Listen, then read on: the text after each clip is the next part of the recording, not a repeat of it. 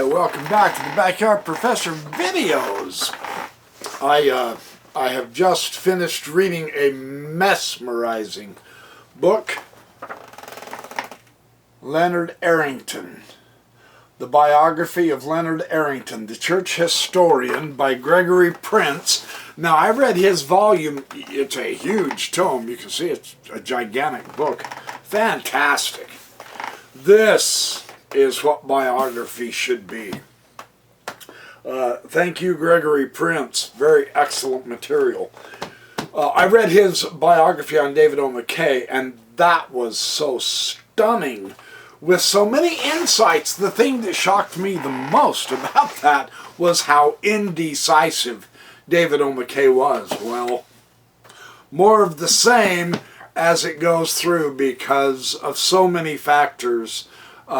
The worst are the three stooges, Ezra Taft Benson, Boyd K. Packer, and Mark E. Peterson. Obviously, these men did not believe Jesus was running the church, so they had to lie to hide the bad stuff in order to build up a false faith. And now we have absolutely magnificent evidence of that in this biography. Phenomenal book. Highly recommend you read it. The nice thing is it's relatively new, even though I'm late coming to the game. Typical. University of Utah Press, 2016. What I want to do is just basically go through, and I've turned down hundreds of pages. My wife was laughing at me last night. She said, "You can't turn down every page." And I said, yeah, every page in this book is worth mentioning. I'm not going to have time to go completely through it, but make no mistake about it, the overall tone is, I am a kindred spirit with Leonard Arrington, not with the Mormon apologists. Yes, I was a Mormon apologist. Yes, I wanted to defend the faith.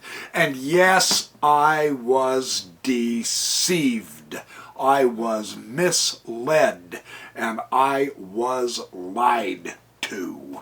And unfortunately, like Leonard Arrington, I was a little bit naive. And so I got sucked into the deception. The difference between Leonard and I is I said, hold it. No more.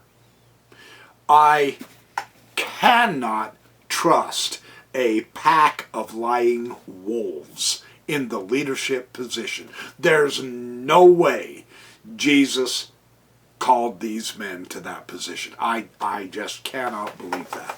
There's no way. They love to tout that it's wrong to criticize them.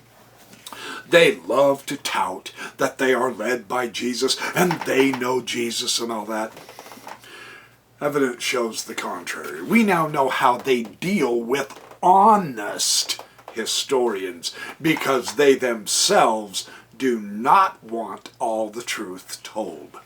Truths aren't useful in so many respects. According to Boyd, I live to lie about the history of the church, Packer. He was, depends on how you look at it, he was the singular worst thing that ever happened. He was the Judas Iscariot of Mormonism. Or else he was the best thing. Depends. He betrayed the truth. He did not have faith in Jesus to teach the truth at all. Or for the goodness of history, he had to lie, cheat, manipulate, deceive, and then intimidate and use his priesthood unrighteously. And that's Mormonism's legacy. That's why Mormons are not trusted to this day, is because somebody above Boyd K. Packer did not have the balls to say, shut up and sit your sorry little ass down. Yeah. Somehow he acquired way too much power. Even Bruce R. McConkie was intimidated by Boyd K. Packer. Which, very interesting how that works. I want to just go through and read some of the highlights of things I've mentioned. Yes, I'm taking this completely out of context. I understand that. The whole story is worth reading, though. And it's so sad. Mormons who work for the church and the Mormon church are never going to tell you the truth.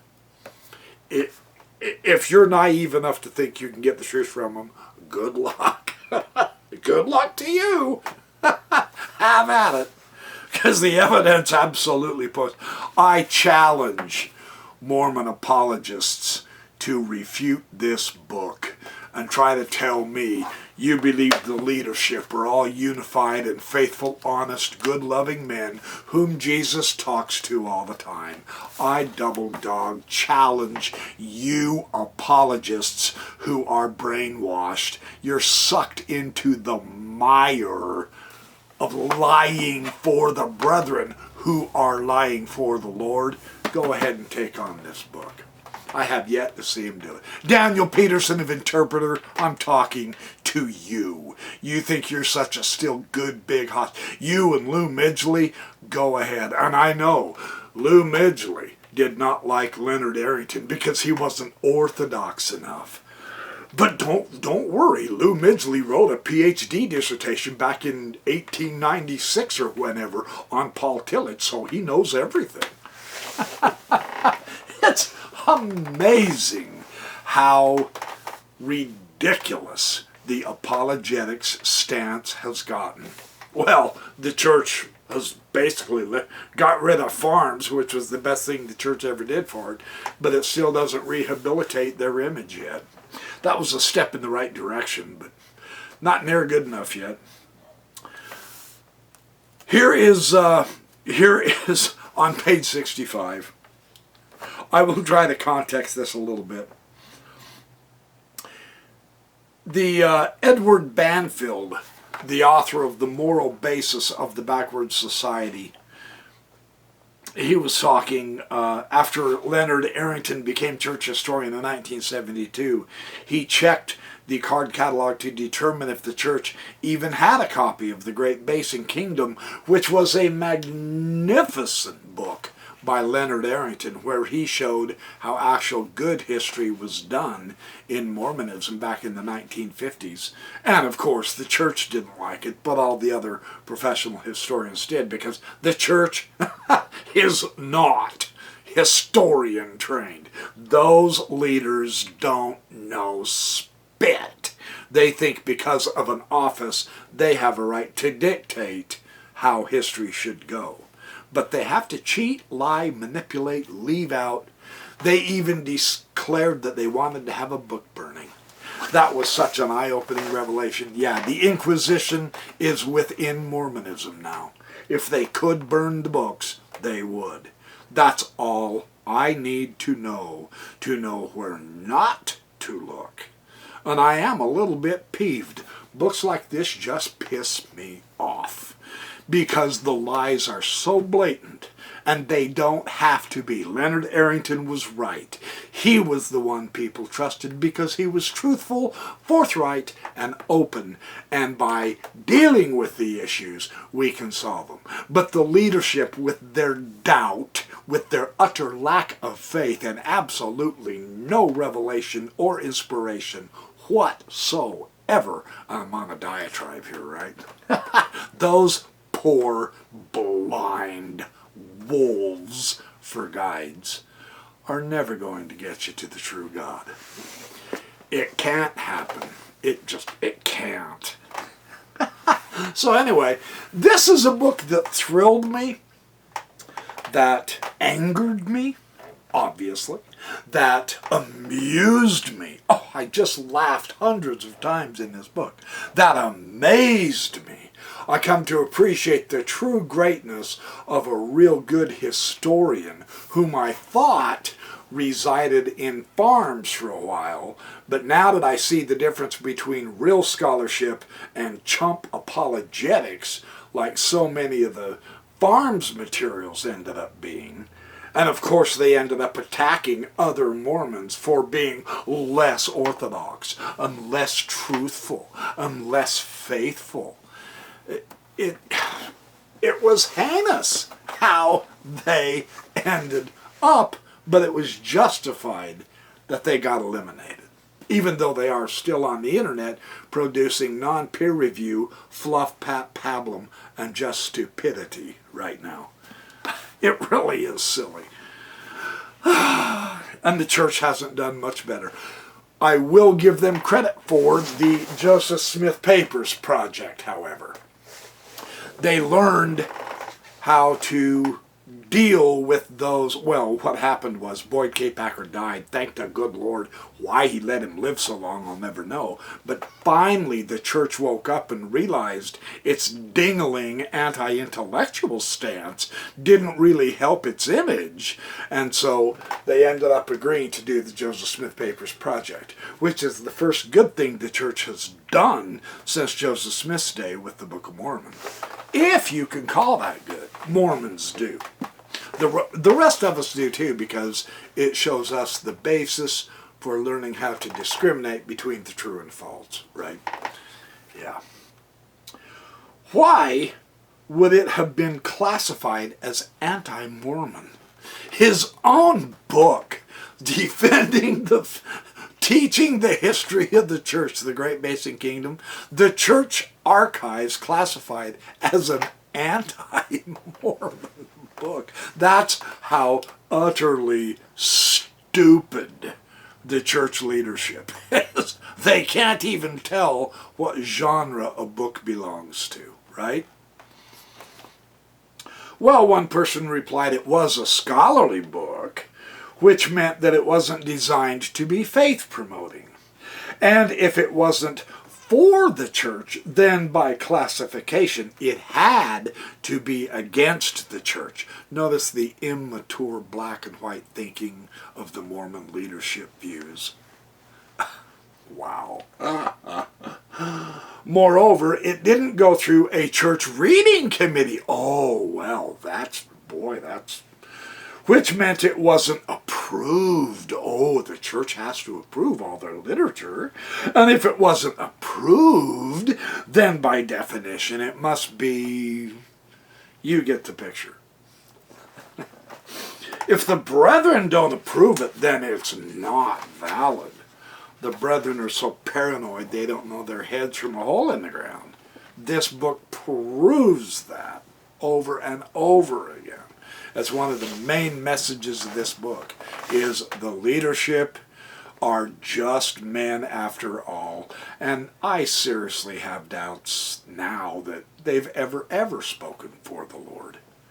That can seriously be questioned intellectually justifiably, without question.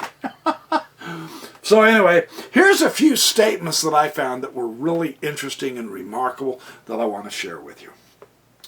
We are far enough removed from Salt Lake to be able to do and say as we please. Our living will not be controlled by the church. This was the idea in when he was first becoming a professor and wanted to write history. He was thinking of looking at Boise instead of Salt Lake City. Even back then in the 1940s, he knew the issue.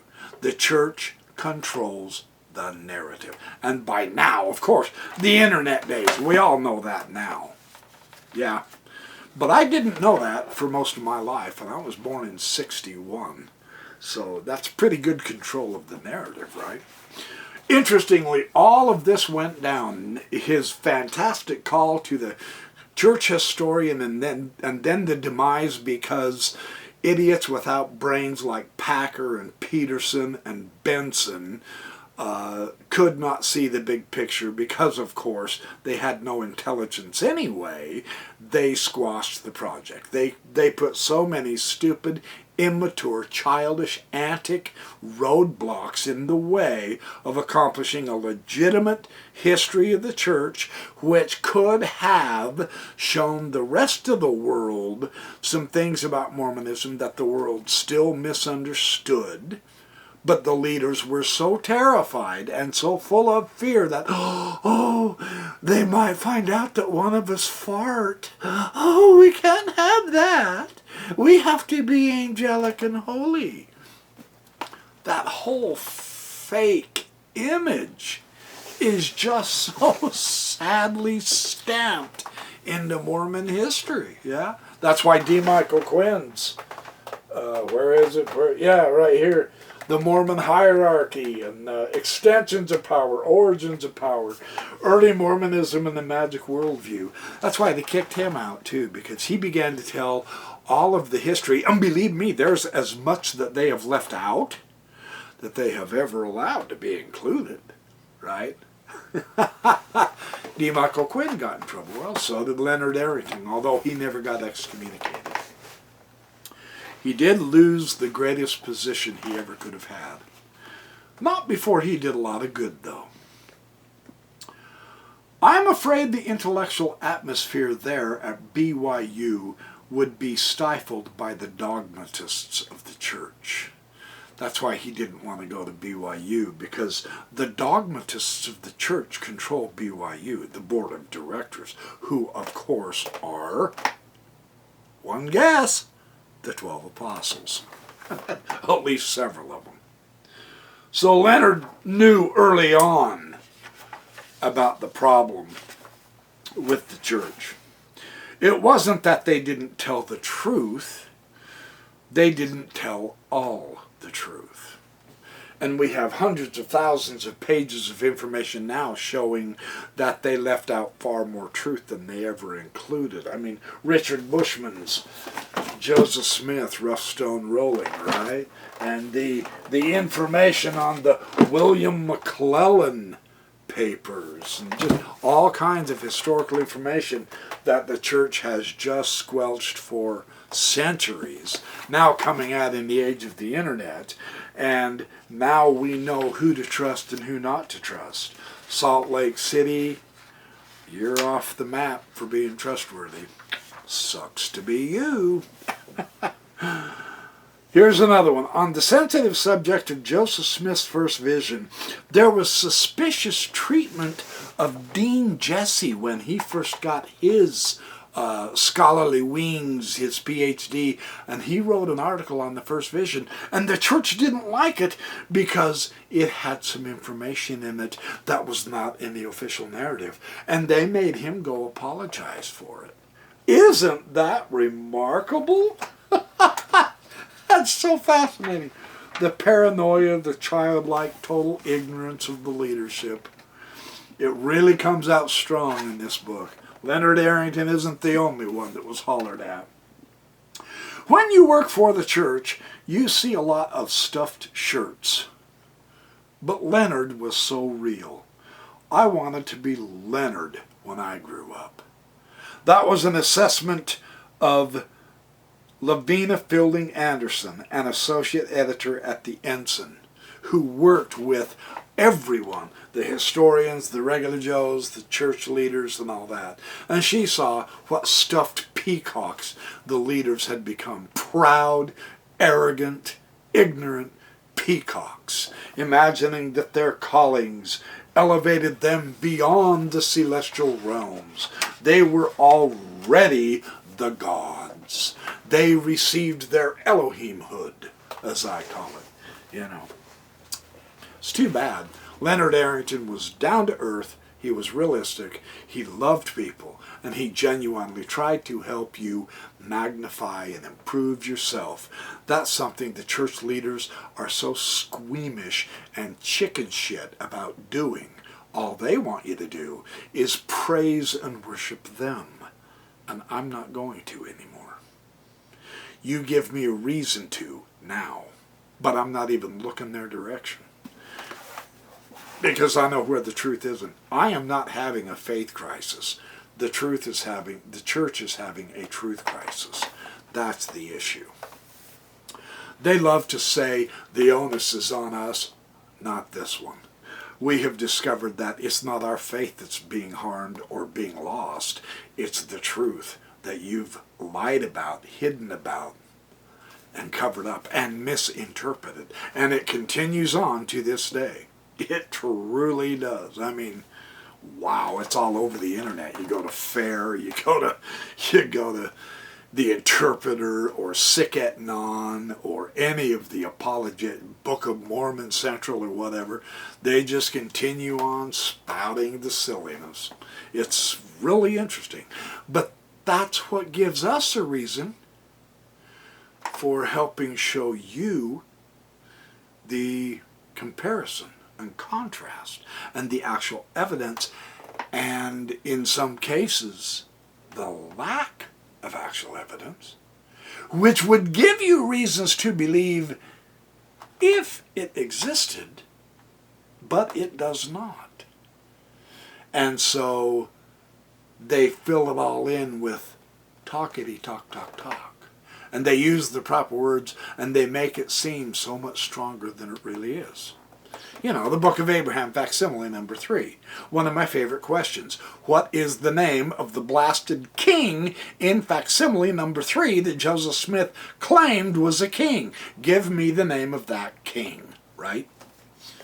Apologists won't touch that with a 10-foot pole because Joseph Smith didn't know what the hell he was talking about. You know, or give me an archaeological artifact genuinely identified and understood by all the rest of the world also as a genuine Nephite or Lamanite artifact from Mesoamerica, which is one of the most ludicrous theories. RFM and Bill Reel on Mormonism Live last week destroyed the two Hill Cumorah theory, and this next Wednesday, look it up on YouTube, Mormonism Live, they've got a special guest showing why the Hill Cumorah was always in New York, according to the Joseph Smith and his brethren. But today's apologists don't want you to believe that because, of course, there's no archaeology. There's no verification whatsoever. None. Kind of the same thing here. Leonard Arrington wanted to just tell the truth, and the church didn't want that, and they fought him tooth and nail all the way. The church is not interested in historical truth. I've got a 500-page book of evidence right here. It's astonishing, it really is. A church that's supposed to be restoring the truth doesn't want the truth out.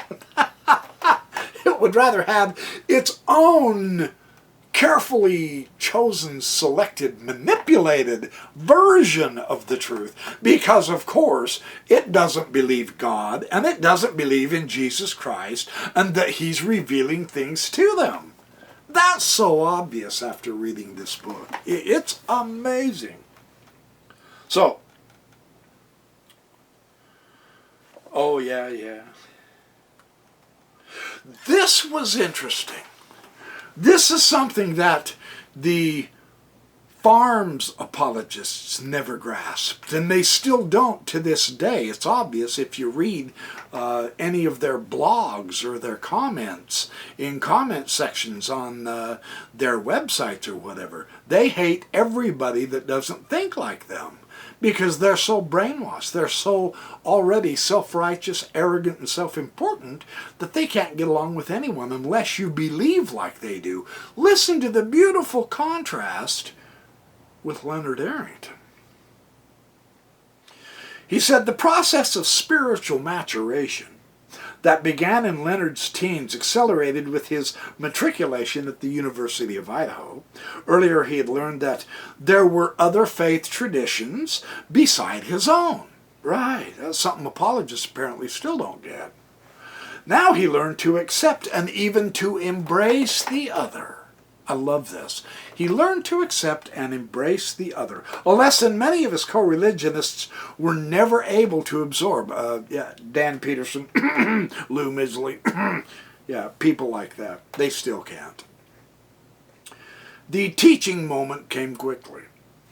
Having been schooled by his mother to despise agnostics. Now this is interesting because they were raised Mormon, but his mom despised agnostics. And that's how he was raised. One of whom was an uncle for whom she had no good words. He found that his first college roommate was Ta-da! Agnostic. The Lord works in mysterious ways, doesn't he? What a thought. I was to room with one who would go to hell. See, the automatic built-in prejudice because of Mormon religion upbringing. I had that same prejudice, man. Isn't that interesting? But when I saw him, I found that he was built the same as I was. He did not even have horns or a forked tail. I grew to like him. I liked an agnostic. Today I possess the same ideas of God that I possessed when I came to college, but I no longer hate those who disagree. I respect them. Now this is something. Let's keep going. That's on page 107, on page 108. I tolerate them. Boy, that's something Mormonism won't do. Boyd K. Packer. Boy. And he was able to generalize his feelings, accepting throughout life not only of those outside of his own faith tradition, but also those within whose beliefs and actions differed from his own.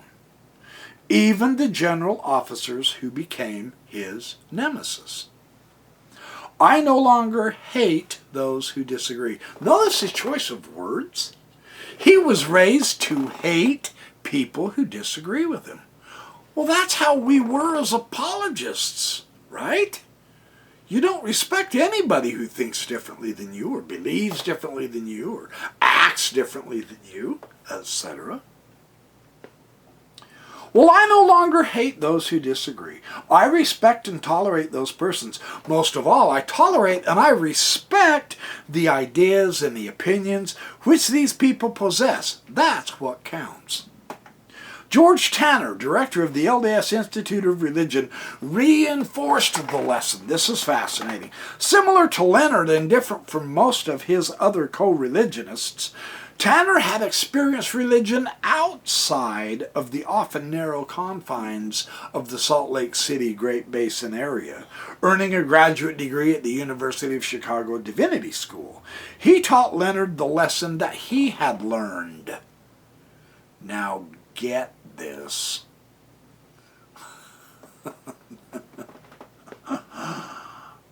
To be a Christian first and a Mormon second. Oh, wow. There are so many Mormons who give their first emphasis to the unique or the distinctive doctrines and practices of Mormonism. And this is wrong. Very wrong. If we are, in truth, restored Christianity. Quite an outlook, isn't it? Very interesting. And then another sentence. Those who have asserted that conversion comes only through the Spirit, that it does not also come through the mind, are wrong. At the core of his quest was honest doubt. I love this guy. You know, these clowns in church who follow Dietrich Uchtdorf, doubt your doubts and all that. I don't have to doubt my doubts. I doubt your phony truths. That's what I'm doubting. Right? Yeah. Very interesting. He believed in using his brains. It's no wonder he was such a fabulous historian, right? Faith with spiritual knowledge was accessible by intellectual means, is how Leonard Arrington worked.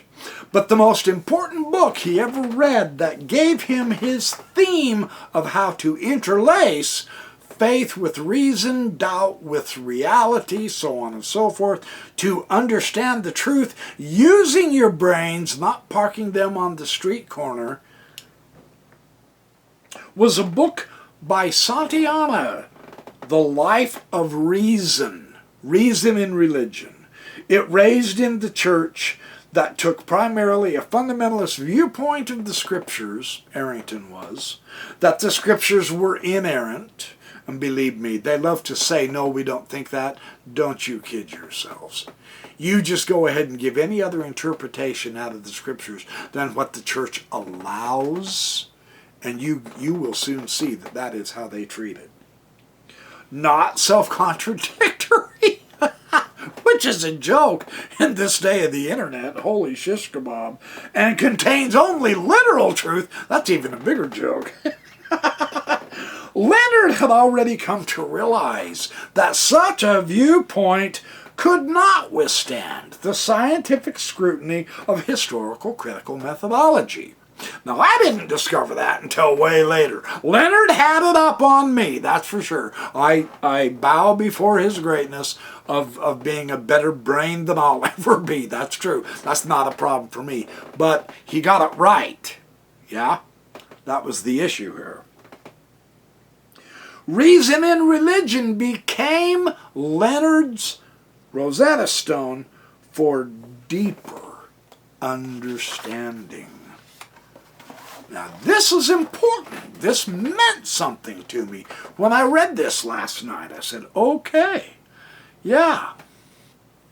It was a great influential book on me, he says. It helped me to see that one might be a sincere believer in Mormonism, although I'm not any longer, but in whatever you want to believe, and at the same time accept the findings of the brightest intellects, and it doesn't matter where, philosophy, science, history, economics, whatever, doubts, atheists, agnostics, doesn't matter what. You can accept what the brightest intellects say from whatever tradition, whether it's a different religion or a different concept altogether,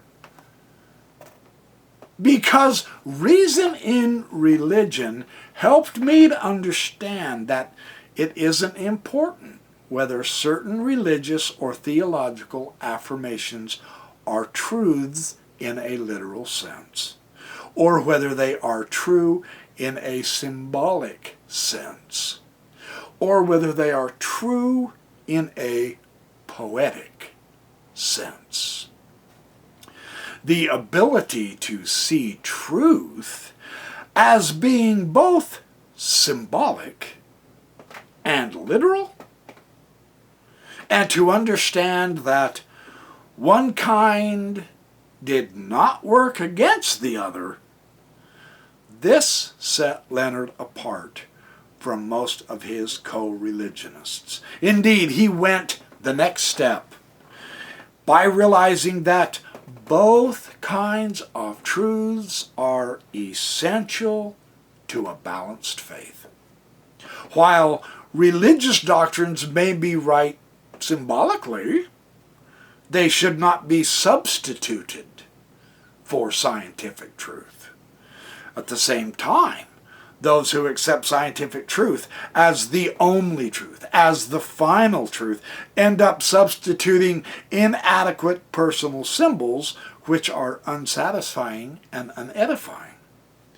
Santayana introduced Leonard to the ideas of myth and mythical truth, concepts that continue to escape many of his faith tradition.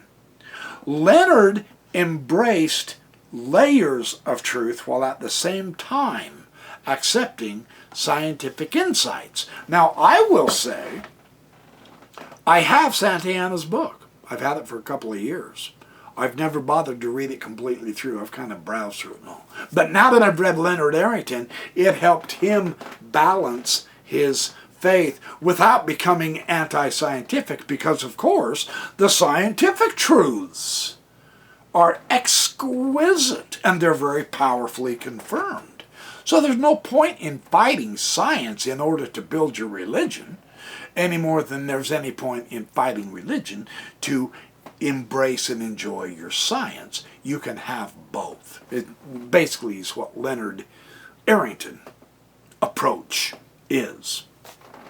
Well, you'll never find the doughheads in Salt Lake City advocating that because, of course, it is beyond their intellectual capacity. They are mere managers. They're doughheads who don't know how to think through issues. They get in a position of power and they imagine they're all automatically more righteous, more correct, and more powerful than everyone else in the world. Right? They delude themselves. That's why I can't trust them anymore. Okay, so page 114. Oh, and then, yeah, I'm not going to... He could accept, this is page 115, he could accept divergent views without feeling threatened or challenged. I love that because in so many regards, this is what's beginning to happen to me now. As, like I said in the last video, I'm beginning to study the ancient mysteries.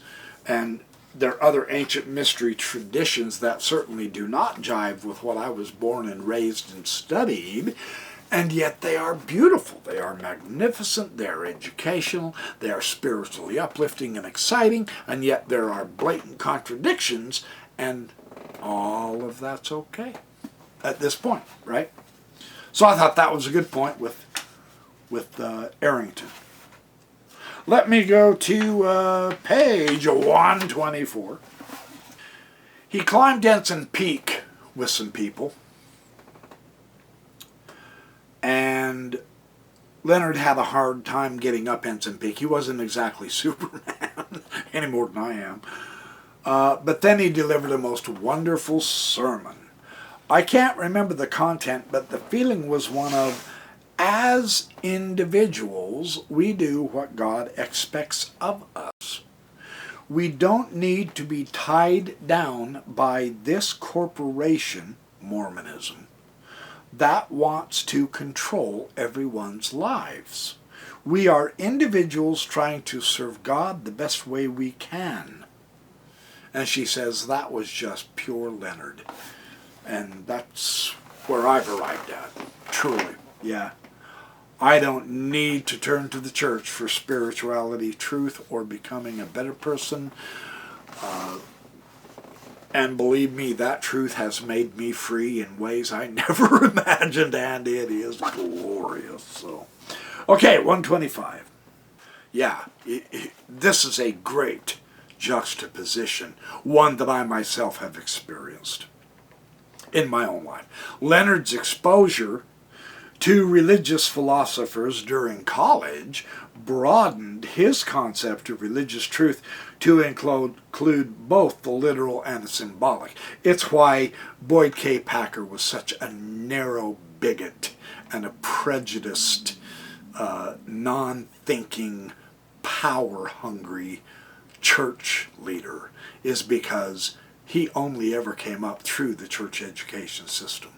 He didn't have an actual education. He was brainwashed and became dogmatic, and he thought he was God Almighty already before he even got to the apostleship, right? So that's why he was such a narrow bigot. Leonard Arrington was much more of a friend, a loving person who helped others acquire truth no matter from where. In that regard, Leonard Arrington was vastly closer to Brigham Young than Boyd K. Packer could have ever become, let alone Ezra Taft, I hate communists, Benson, and Mark E. Peterson. All of them so close-minded. Just astonishing how closed-minded they were. And this book, it blows you away, man. For instance, as late as 1977, 5 years after becoming church historian, he declared his openness. Very interesting. This is probably what upset poor little Lou Midgley in his narrow-minded, dogmatic, orthodox ridiculousness, and why he attacked Leonard Arrington.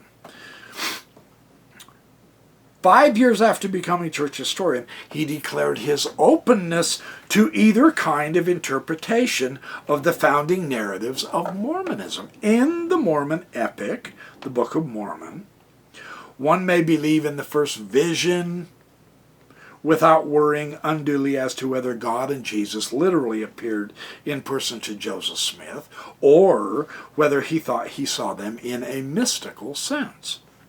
Did the plates of the Book of Mormon exist in a concrete, literal sense, or did they exist in a symbolic sense? I feel comfortable either way, Arrington said. His refusal to be ruffled ran headlong into the orthodoxy of fundamentalist church leaders such as Bruce McConkie, Joseph Fielding Smith, and Mark E. Peterson. And this orthodoxy, which is so sad for Mormonism, it's great for the rest of us who finally see the truth and we can, go find reality.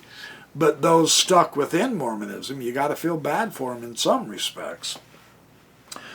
This orthodoxy refused to see as acceptable anything but a literal interpretation.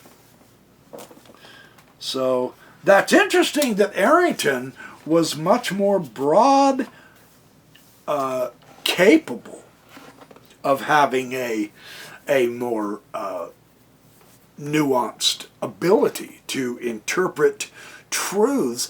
See, in Mormonism, only the literal truth ever happens. Nothing is symbolic, nothing is poetic.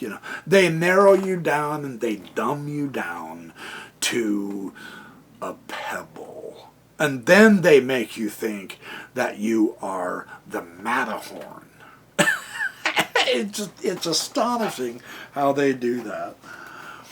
Yeah. On page 129, OK Leonard said, were there really Nephites and Lamanites? He laughed and eventually said, well, let's put it like this. He was in an interview with someone, and he was asked, were there really Nephites and Lamanites? He said, well, let's put it like this. This is part of the great Mormon myth that we all hold to and benefit from. In other words, he wouldn't commit. Really, it's the safest way if you're going to insist on keeping yourself within that phony narrative, right? Because you dang sure can't point to anything that justifies your belief, right? So there's nothing there to verify.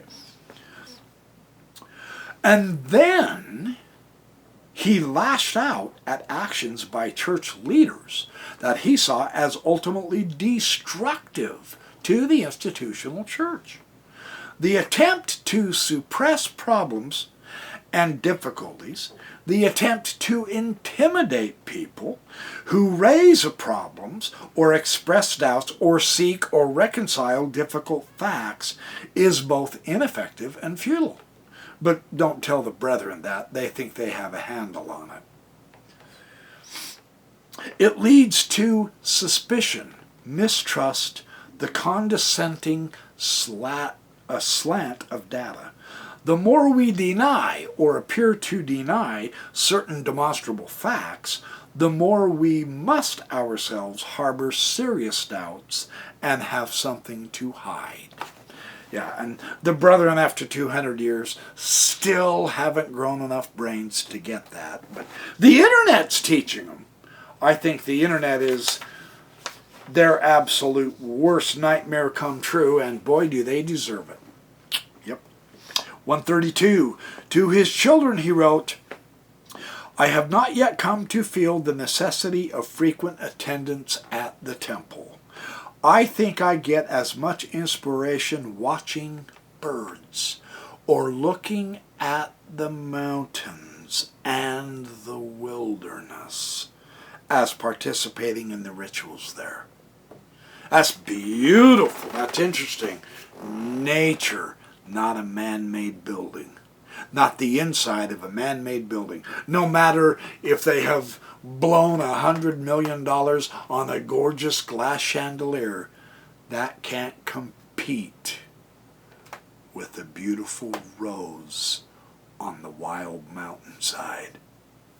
That can't compete with a view of the Grand Teton, or Old Faithful in West Yellowstone, or the Matterhorn, or the Great Desert in Australia, or the wilderness, Black Forest in Germany, the snows of northern Canada, the snow and ice.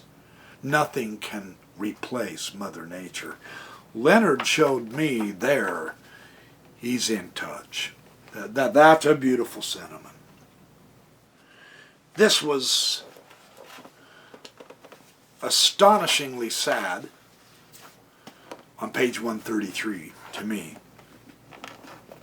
Months before his death, Leonard bore final testimony to his children of his loyalty to the tradition, but he coupled with it an injunction that however noble the organization and its aspirations may be, the encounter with the infinite is ultimately the responsibility of the individual and not the organization. There are LDS families in which loyalty to Mormon doctrines, practices, and leaders is so strong that the children feel they have to conform in order to assure the love of their parents. The parents love the church more than their own children. Children sense that the parents would choose the church over their children if there was that choice. Young people are sometimes brought up to idealize church leaders. Blah. I used to, but not now. Both past and present. But no human being is perfectly benevolent and wise, especially if you're in the upper rooms at the Salt Lake Temple called an apostle. Leaders have their own stories, complete with biases, fears, and needs, as well as unique strengths and gifts. They can seek for the Spirit, for the light, but they are still human. And the idolization of our leaders can be unhealthy. What it does is it can keep us from realizing that we must search for the Spirit and the light. Man, I love that. Yeah. But isn't that sad? There are some parents who would choose the frickin' church over their own kids. Well, if my kids ever watch this, I want to assure them I would never pick a church over you. There's no way. That would never happen. No, you're vastly superior to any church or any other organization. Okay, 135.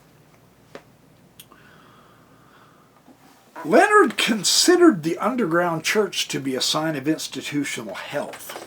The underground church is the idea where groups of people would meet outside of the scheduled church meetings, and they would get together and study and learn and understand things that they couldn't possibly in church because, of course, the brethren control everything. They're so nervous and full of doubt, and they lack such faith in their own people and in their own God that they have to manipulate all of the information. So there's groups that get together to go past their milk slop and get into the real delicious food, right? This is called the underground church. And it was generally composed of church members who feel deeply about the gospel, but who have no outlet within the formal church structure for discussing many of the issues that are of the greatest importance to them. One can't raise meaningful questions or discuss them honestly and fully in Sunday school, seminary, institute, MIA, sacrament meeting, etc. So what the hell good is the church? Well, what's its point? Right? So congenial and kindred souls meet in dinner parties at homes, fireside groups, study groups, vacation groups, and at professional and trade conventions. And they really learn how to enjoy each other there, not in the corporate church. That's interesting, isn't it? Fantastic. It's interesting that you can't get that in church. Is it any wonder so many people are leaving and the church has so many rescue missions that flop every time? Because, of course, they're not interested in you. They don't give a damn about your soul. It's all about them and their money acquisition and retaining their power so that you stand up. Oh, here comes the general authority. Stand up and show proper respect. That's all they give a damn about. They've proven that for centuries. It's interesting. This is fantastic too. Page 138. Boy, a lot of information in page 130s, huh? Arrington, when he got involved as a historian, knew right away the church has made little or no provision for the use of its intellectuals. They may teach at BYU, of course, or within the church education system, or at such Mormon schools as Utah State University. But their training and their scholarship have not been utilized to any significant degree in the councils of the church. They are seldom given high positions of authority. They are seldom consulted on policies in which they are regarded as experts and specialists. Those who choose employment within the church education system face likely degradation of their intellectual curiosity because the institute system tends to stress testimony bearing rather than real reason and scholarship. And institute instructors are encouraged to use only testimony building books for texts and reading assignments.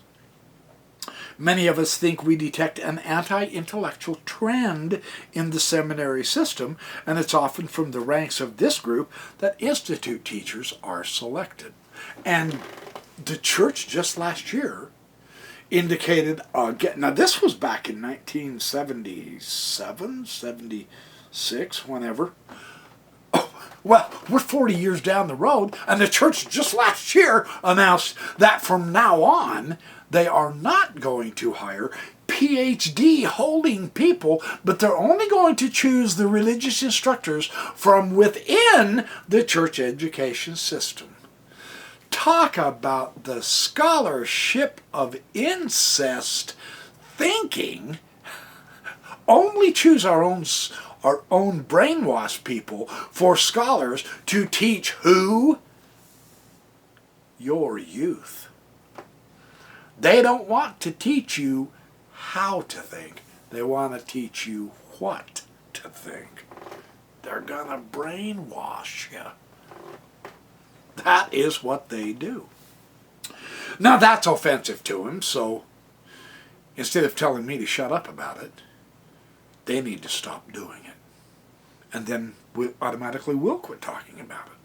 Right? You know, it's like that stupid canard that Dallin Oaks loves to trot out there. It's wrong to criticize the leaders of the church, even when that criticism is true. Well, if you don't like being criticized, then quit being such morons and power-hungry, greedy people and start becoming like Leonard Arrington. Love people, appreciate them, and allow them their differences, and learn how to discuss instead of control. And instead of wanting to book burn issues that are different than yours, how about coming together with your own people that you obviously don't give a flying flip about except for their money. And why don't you start learning how to love your neighbor as yourself, especially your own people?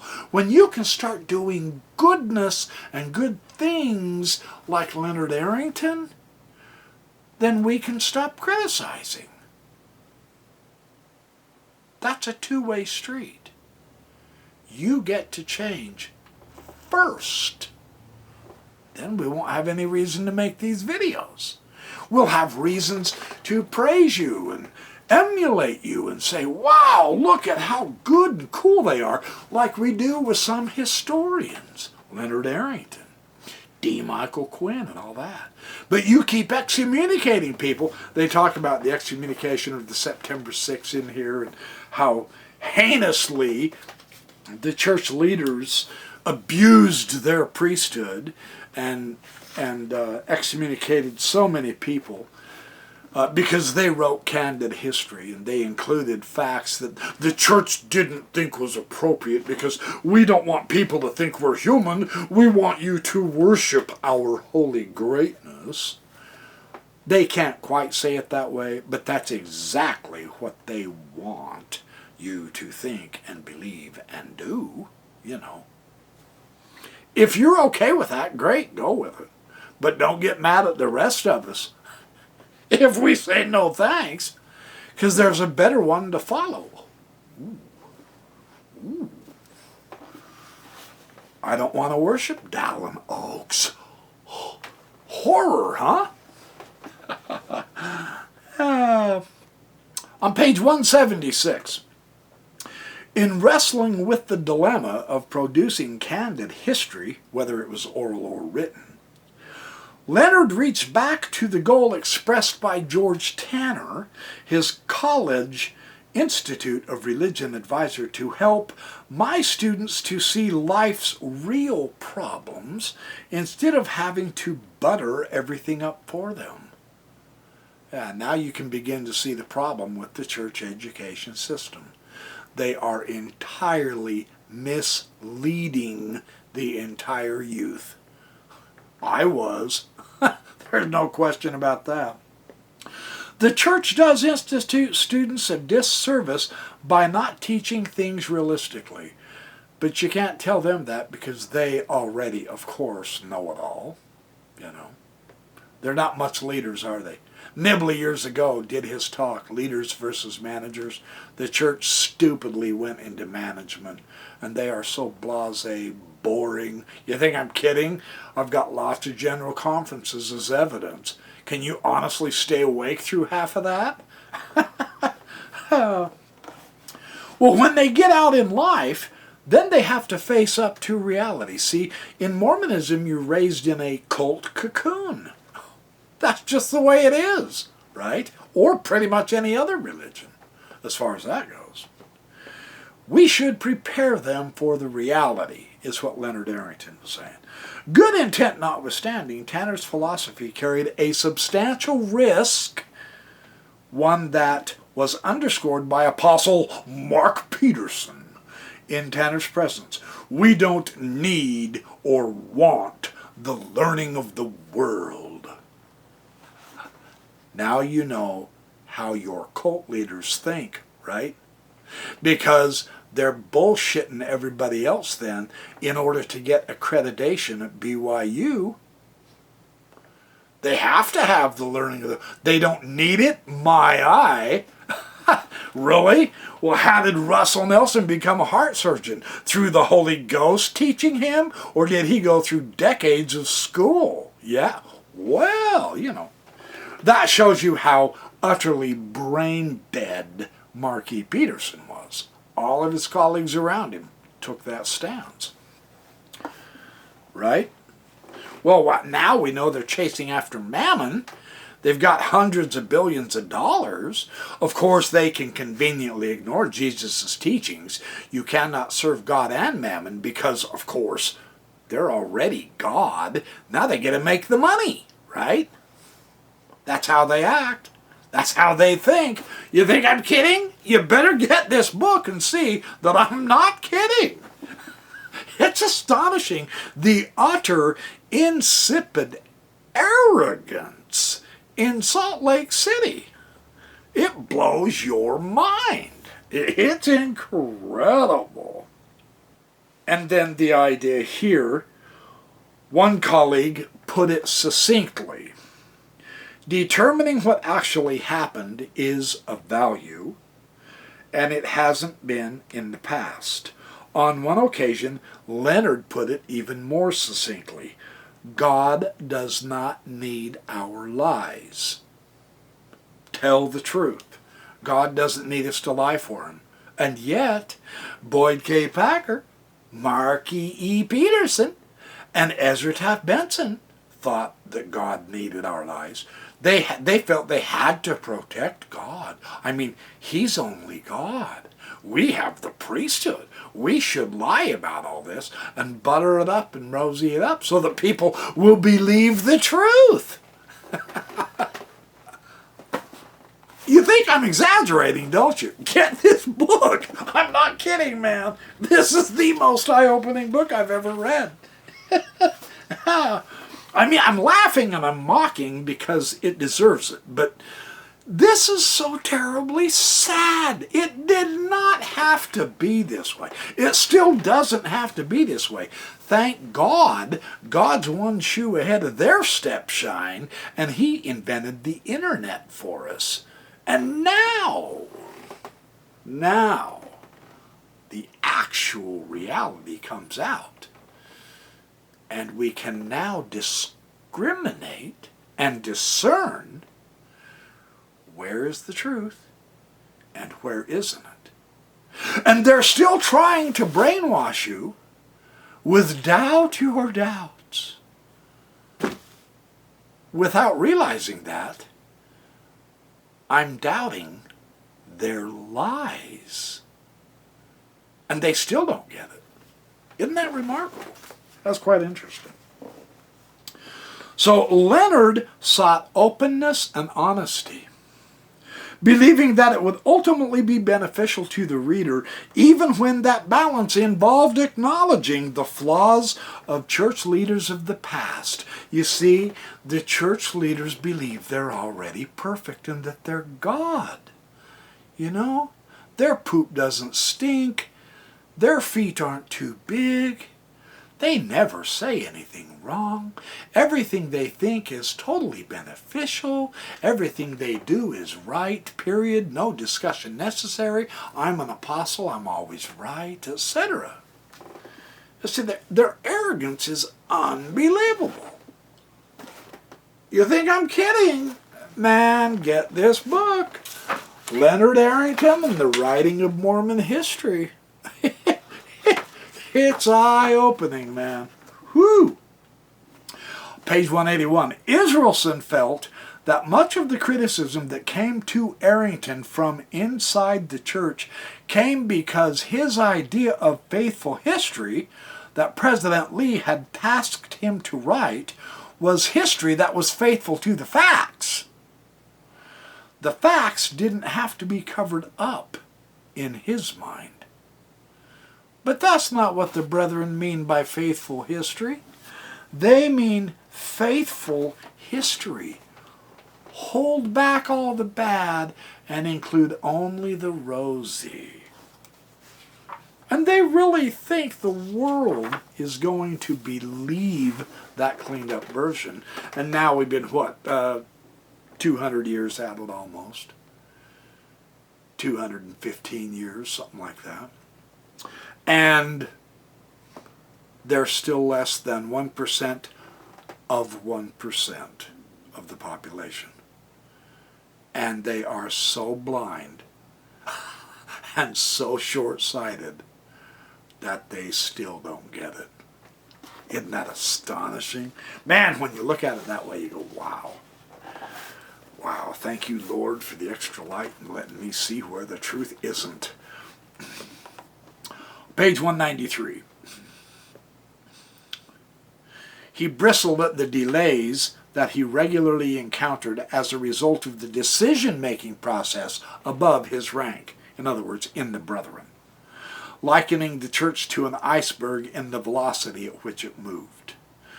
No decision is made unless it has to be made. They will not answer questions unless they must do so immediately. He saw as an underlying problem the fact that only 3 or 4 people, including the first presidency and some senior apostles, made the binding decisions. Since few of Leonard's questions rose to the level of the first presidency, he was frustrated that the decision makers to whom he reported often declined to make definitive decisions because they were constantly looking over their shoulders. Having enjoyed an atmosphere of academic freedom for 26 years, he found it difficult to adapt to a culture that stifled such freedom. You think Mormonism makes you free? I got bad news for you. Yeah. Oh, this is fabulous too.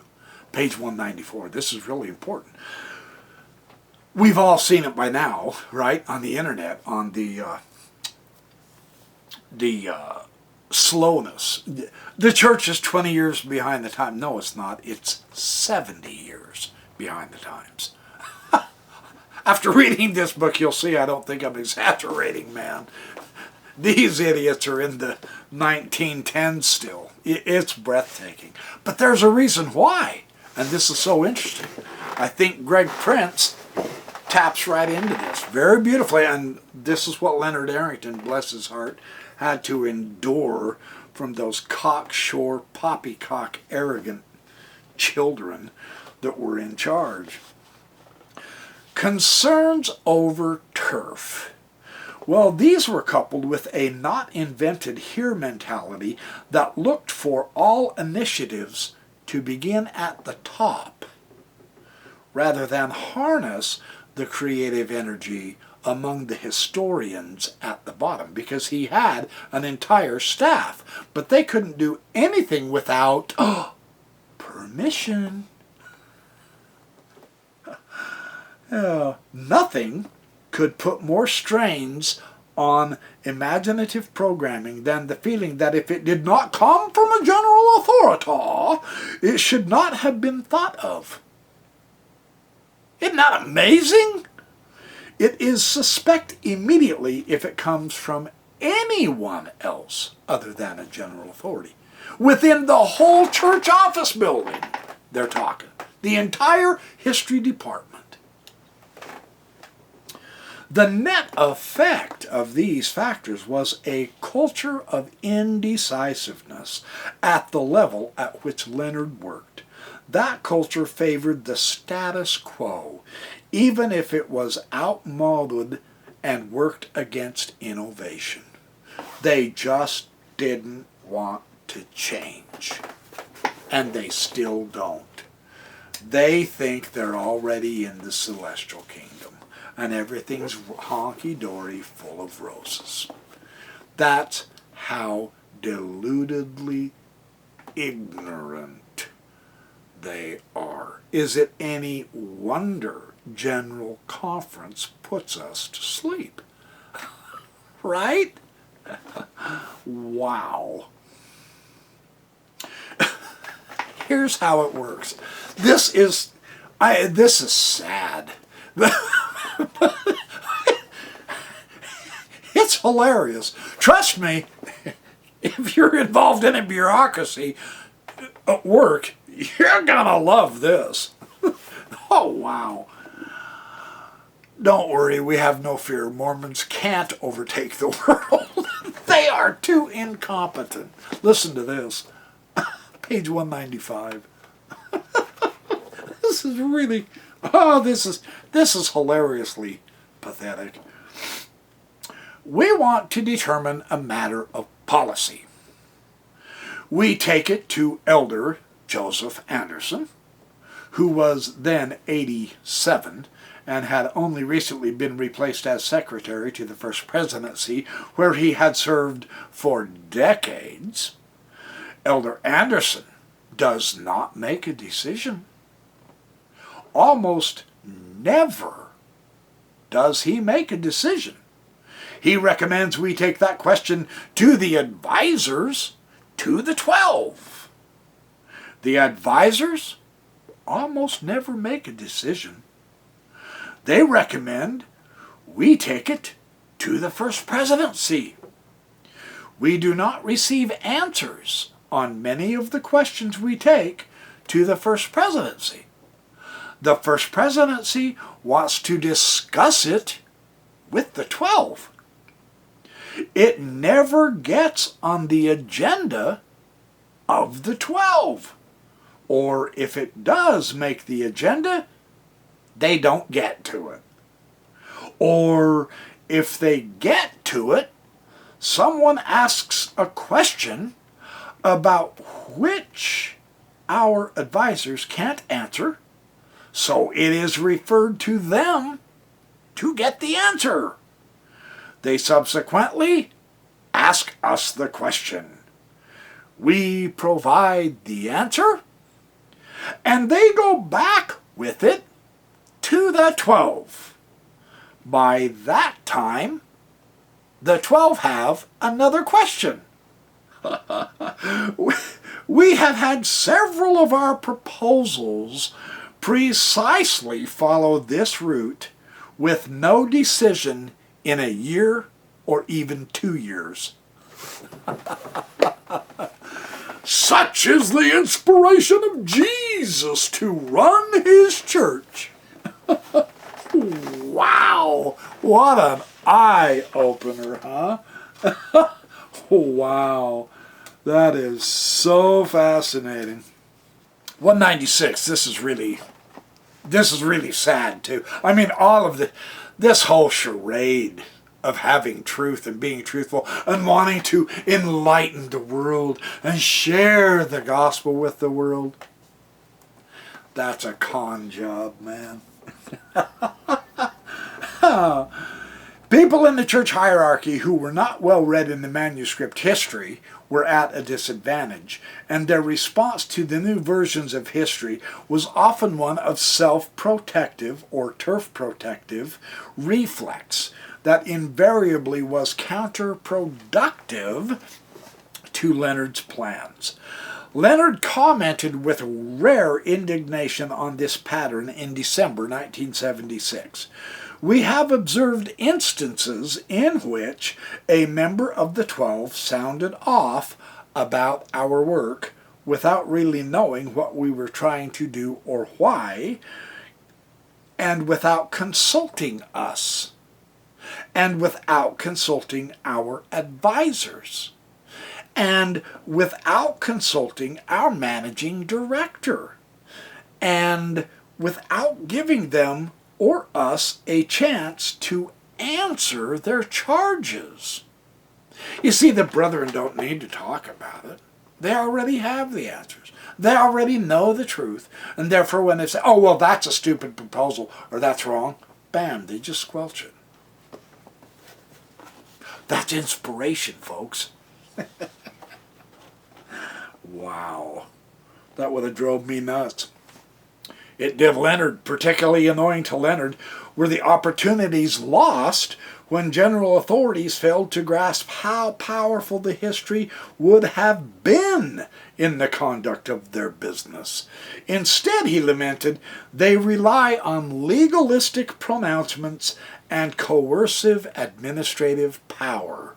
See, they're already God. They don't need to take advice. They don't need to understand anything. What we're doing is right. Period. End of story. And that's eventually why they got rid of this whole idea. I have never seen a group of people so afraid to do something, so fearful of doing wrong, terrorized by the possibility of vindictiveness. And this is a church. Very interesting. Now there's your revelation of how the brethren live.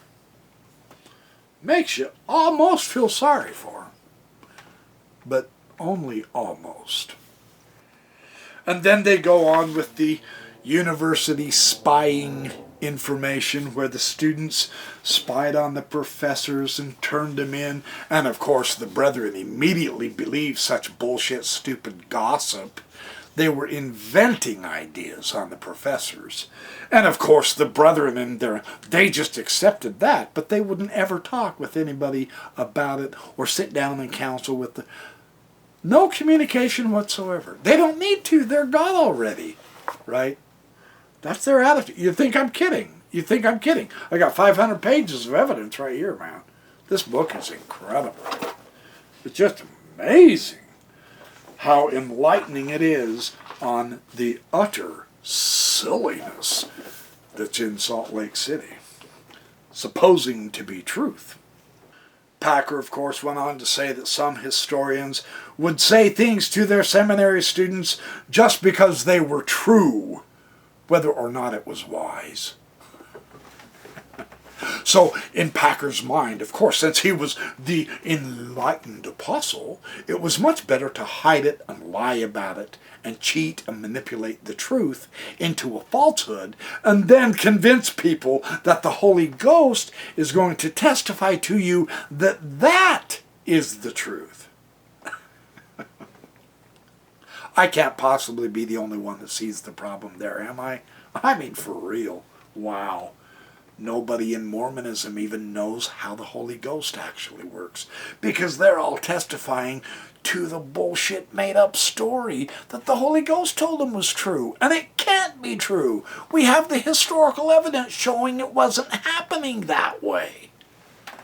Now that should make you stop and think. Right? It sure did me. And I'm happier and better off for it. Ooh. Packer warned Leonard that writing things just because they were true was not a wise counsel to take. This is a guy who knows the truth of Jesus. I testify of Jesus' holy name. I am special chosen. I am a watchman in the tower. Mine errand from the Lord. I'm chosen because I have His Spirit of truth in my heart. But I'm not going to let you know the truth. I'm going to cheat, manipulate it, and hide it.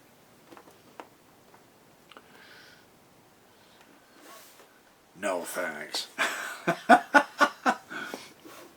Now, after this, the historians got together. And they were discussing their conundrum because Boyd K. Packer was pissing all over everything they wanted to do. He was just making a complete ass of himself, right? And so here is the conversation among the church historians and those people who had been working in the church office building under the brethren for the last 30 years of their lives. They all got together in a conference, in a council. And they were trying to figure out, well, what do we do now? Everything we propose gets squashed. Get the implication here. This blew my mind.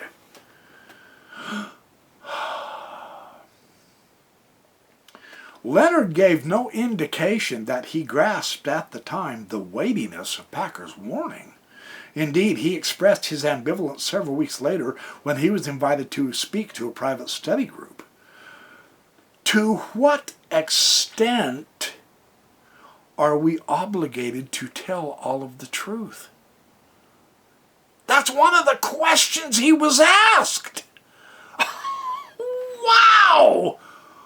One person argued that while it is permissible to acknowledge that church leaders have human failings, it is inappropriate to describe such failings. Another person in the group felt exactly the opposite, that we must point out human failings and weaknesses in order for young people to be able to identify with them and also to prepare them for all of the nasty things they will hear from non-Mormons and anti-Mormons. We must make them credible.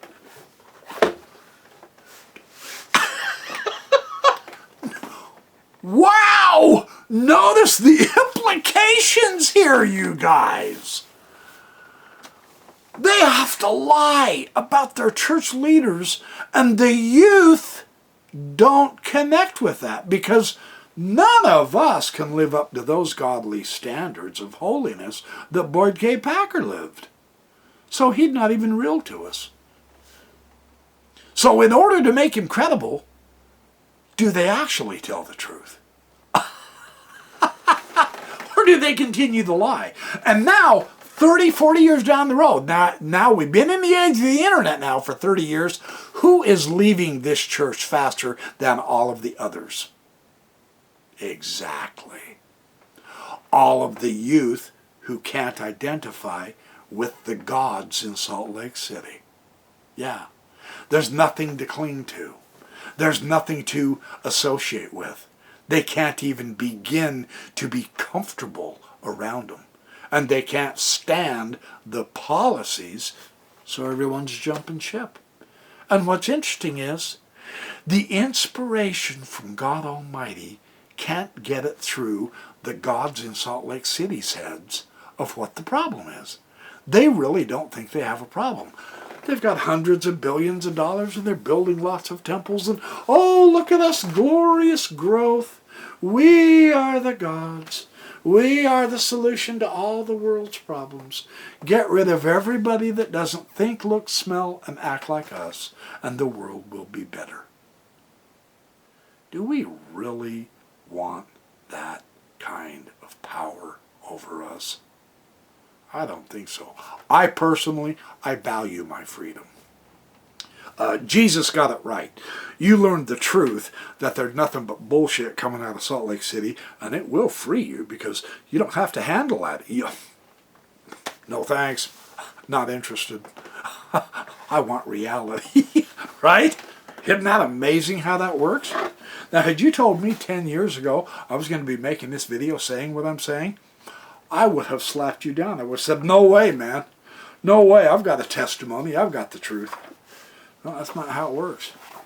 Evidence presents information and truth, not statements of dogma. Yeah. But the real essence of the letter, this on page 259, was a theme to which Packer often returned: the ecclesiastical always trumps the scholarly. This was in his utterly stupid, the mantle is far, far, far greater than the intellect. Well, it was in his case because he didn't have any intellect. All he had was mantle. His brains was like a walnut, right?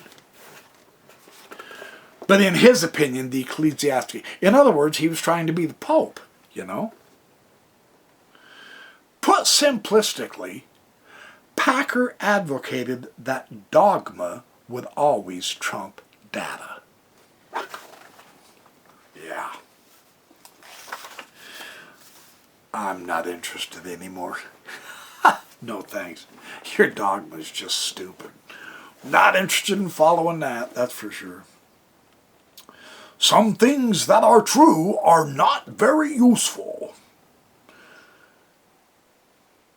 It makes sense if one's viewpoint is to use history selectively as a means to an end. And that's their heinous philosophy to this day. You just ponder that. You think about that. Okay, I'm getting close to where I've... Yeah, and then I haven't even gotten to the good parts yet, man. Maybe I'll have to make another video. Anyway, let me just say this. Yeah, 277. This is important to understand why the church will never catch up. They're always going to be out of touch with reality. They don't have a clue what real is. They're living in their own cocoon, man. And it's sad because it's so unnecessary, but they won't even let Jesus tell them now. They know more than Jesus. You'll want my proof? Here it is. Since the church's founding, and by inference was likely to continue to evolve, conservative senior apostles did not take kindly to the notion of change, either real change in the church or change in the way that its story was told, since that was the issue with them. So it hardly even mattered how devout the authors of that history were. That didn't bother the brethren at all, or how carefully they had written their narrative of change. The point is, the brethren don't like change, and they'll do everything they can to stop it. In other words, they don't have faith. They have complete doubt about the plan of salvation of Jesus Christ, whom they love to pretend they testify of. Because how did he make the universe? What is the one constant in total reality? Change. Everything changes. You can't stop it. You're not God, Boyd. You're not God, Mark. You're not God, Ezra. And yet they wanted to be. They wanted to stop change, which shows that they are the ones who are doubting, not the rest of us. That's why they manipulate the record, because they lack the faith. So, that's one way to look at it.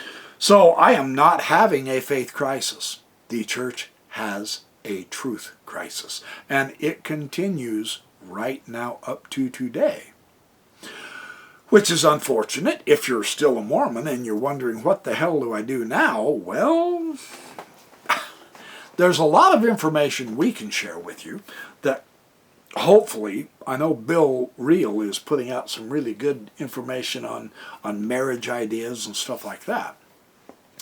But in the meantime, we're going to keep bringing in either analysis or information or evidence or history or philosophy or even the ancient mysteries, which is what I'm doing too, to show that there's much, much more to this picture than meets the eye, and it is exciting, and it is soul enlightening, and it does help us to grow and expand our own hearts, souls, psychology, and our own minds. And so this is why we keep making these kinds of videos. But in the meantime, where it is justified to criticize, we will do so. It's not that we want to, but we want the truth. I think that's everyone's desire. It's amazing that the church leaders don't want you to have that truth. Now that should make you stop and think. Keep watching our videos. We'll keep presenting more information. So anyway, that's all. I got to stop. I've probably gone over the limit again. So thanks for watching my Backyard Professor videos. I enjoy making these. I enjoy bringing you new interesting books and ideas and themes and concepts and philosophies and religion and history and the mysteries. And there's a lot to learn, there's a lot to do, and it's a lot of fun, and it's very enjoyable, and it can be a feast for your soul.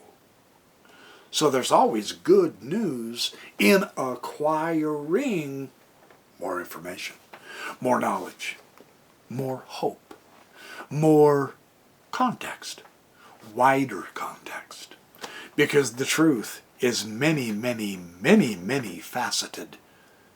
Amazingly enough, paradoxically enough, even though it's just one.